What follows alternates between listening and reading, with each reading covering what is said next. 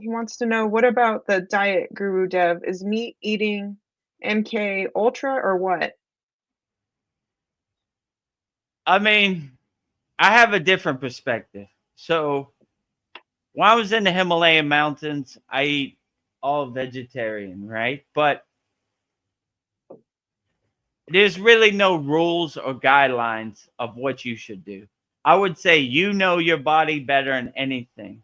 So you shouldn't try to be like a Himalayan yogi eating lentils and dal all day, because even if I wanted to eat meat in the Himalayan mountains, it wasn't available. There's just some yogis have never eaten meat. So I would do what's best for you, and that would be the best way to structure your diet. Like if you get nourishment and protein from meat, it doesn't make you less of a yogi. It's just your personal preference. Or if you are a strict yogi and you choose the yogi diet of vegetarianism, then that's perfectly fine too.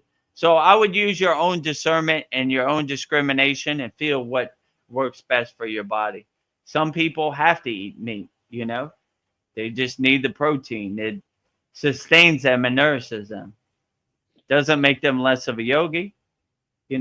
Like they're just doing what works best for them. So I would say the same with you also. Just do what works best for you, and that would be the best diet you should have. I didn't think inner happiness was real. It always seemed temporary or fake. But when I started practicing Kriya Yoga, I felt a quiet happiness I've never known before. This isn't about flexibility, it's about awakening. If you want to feel that too, join my free school at freekriyayogamasterclass.com or book a free call at kriyayogamasterclass.com. But I wouldn't say don't try to be like Yogananda or all these other yogis if it doesn't work for you, because you're actually hurting yourself. Don't hurt yourself. You know your body better than anybody. Do what works best for you, I would say. So whatever diet works best for you, that is the best diet. Whatever it says in the yogic manual or the yogic law book, the Yeah. guidelines, you know, just do what works best for you. So that's what I would say. So if you need the protein from meat to sustain you in daily life, why not? Yeah. Or if you feel MK Ultra is embedded in the meat and then starts to make you go crazy, then don't eat the meat. So I would use your own discernment and your own discrimination, because no one knows your body better than you. So somebody trying to tell you how you feel inside your body is almost like a waste of time. They have no idea. They're just guessing. Even a doctor is kind of guessing. Like, you know your body, and you know what sustains your body and nourishes your body best. So that's what I would do. Good advice. Let's see. Sandy says amazing. So everything you say, that Guru Dev is amazing. Oh, I don't know. I'm not. I don't hit 100% either. Yeah. Like maybe some. I don't know. Yeah. I'm feeling around. I'm feeling my way around the dark. Also, if it resonates with you and uplifts you, fine. If some things I probably say don't.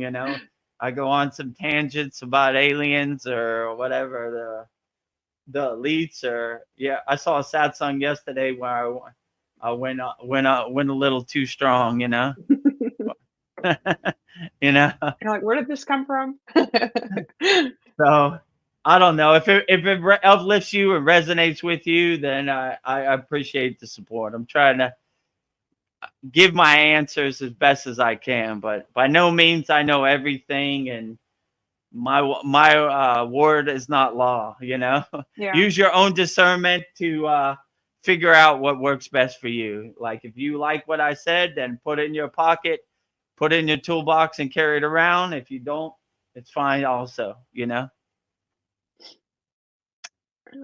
Then, oh, sorry. Practice Being is here. He says, Vedgurudev, first of all, thank you. You mentioned fire and flame energy. Right now, I'm very high energy. Nice. Yeah, definitely. I mean, we're always trying to stoke the fire, our inner fire in our manipura, which is like our fireplace or our fire pit. We're trying to burn all those emotions and all the health problems and everything in our fire pit also always. So like visually, internally. So we're always trying to give offerings to the Agni fire, right? So Agni is the god of fire. So he accepts your offering when you say Swaha, which is his wife, right? So that's why we always say Swaha. Jyoti, Jyoti, Jyoti, Soyam, Jyoti, Jyoti, Jyoti, Param, Swaha, Swaha. which base Jyoti is the light, right? So we're giving all our problems to the light. We're giving all our problems to God. God will take care of it. Like, here you go, you know, clear everything for us. So whatever problems we go through, we give to the fire energy internally in our manipura or externally in the physical fire. But we're constantly giving the fire energy, and the pranayamas we do fire energy too. Fire breath, you know, Bastrika, all that, right, is to stoke the inner fire, right? To really collect that fire energy in your breath, bringing it up, you know, so burning off all the negativity and everything. So when you start unblocking your chakras, I like the visualization of your flower opening and your black smoke going out, right? Yeah. Burning off all those blockages, burning off that resistance, burning off that obstacles, whatever it is that's blocking your door to God, burning it off. Let's get it all out, you know? So it's a little bit of process, but yeah, you're right. Practice Being, we try to use that fire energy to burn off the negative emotions, the energy that no longer serves us. So we burn it up, watch it go up in smoke. Bye bye. Yeah. Yeah, I like the visual of the smoke lifting and just drifting away. It's like you can see like the energy leaving. It's a nice visual. So, Yeah, and you can see in our yagna, you watch your problems go up in smoke, and it yeah. gives you a good visualization that they no longer serve you in the present moment. You're carrying around a lot of baggage and luggage that you don't need, you know? So we burn it all up, right? Watch it go up in smoke. You think you need this? You don't need it no more. It's gone. So tomorrow when you wake up, it no longer serves you, right? It's gone. You burned it up. So we have a lot of these meditations and visualizations in our Kriya Yoga school where we burn up all our problems in the smoke.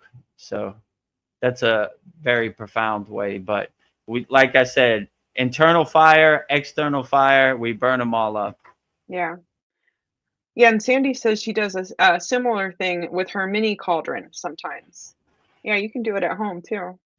Yeah, absolutely. You have a candle, whatever you're trying to get rid of, write it on a piece of paper, put it in the flame, watch it burn up. Mini yagna, you know? Yeah. I So can't wait. I need it now. all you need is a fire and a piece Yeah. of paper. Write it down. Yeah. Write on the paper with the same intention that you're attached to it with, and just watch it go up in smoke.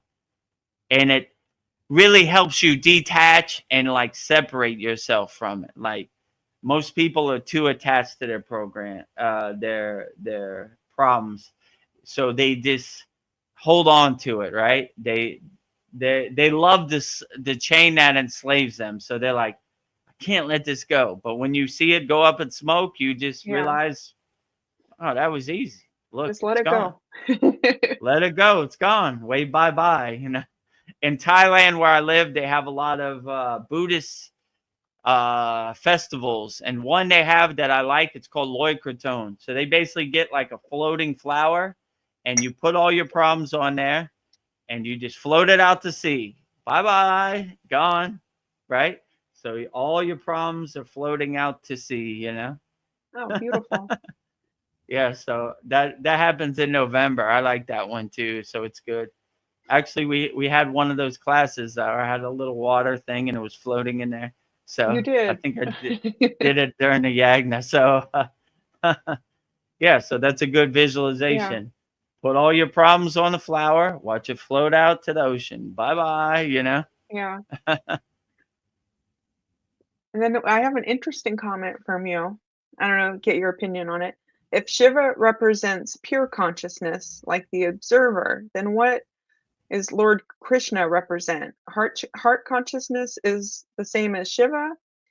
In Bhagavad Gita, it is taught to take actions. Yeah, so Lord Krishna is like in the heart chakra, they say unconditional love, right? So here's where you cultivate unconditional love and you kind of detach from external circumstances. So it's not love in an emotional sense, it's more love in a universal sense, right? So like uh,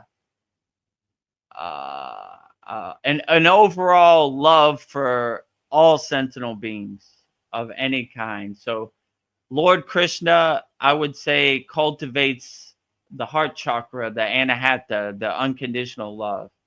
Lord Shiva is more like pure consciousness, like universal consciousness, like beyond all comprehension. So that's more like eyebrow chakra or crown chakra, like becoming one with the universe, you know, like the divine oneness. You are God is you and you are God. So like, but they all have like really auspicious qualities. So I would say there's no one size fits all. Like I love Lord Krishna the same as I love Lord Shiva. So they all have great qualities. They all represent, you know, universal love, self-realization, Satchinanda, you know, all the ultimate goals. So I would say I love them all. But as far as like a Vedic scholar perspective, you're asking the wrong person. I just I am Lord Krishna and Lord Krishna is me. So I have that Kriya yogic oneness approach, not the dualist kind of approach. So I just have my own way that resonates with me that works the best. So as far as like the traditional proper yogic scholar way of describing it, I'm not your guy. But it's kind of funny because my name is Ved Guru Dev, and everybody thinks I'm named Ved. I had mantra name diksha because I know the Vedic text. I do not. My guru is Swami Vedananda, you know? So anytime I went to India, they were like, oh, your name's Ved Guru Dev. Do you know the Vedic text? Oh, what do you think about this verse in the Bhagavad Gita? I was like, I read the Bhagavad Gita, but you know, it'd be better to ask a Brahmacharya, right? Like, you know, or like a Brahmin priest. They know more about it than me. So I'll try to do my best to answer it, but yeah, that's probably the best way I could say it. So I think going back to the meat thing, Tina Tapara says, if I'm saying this wrong, please help me. Toxoplasmosis is a real phenomenon, right? The worm hijacks suits for Taco Bell meat court. What?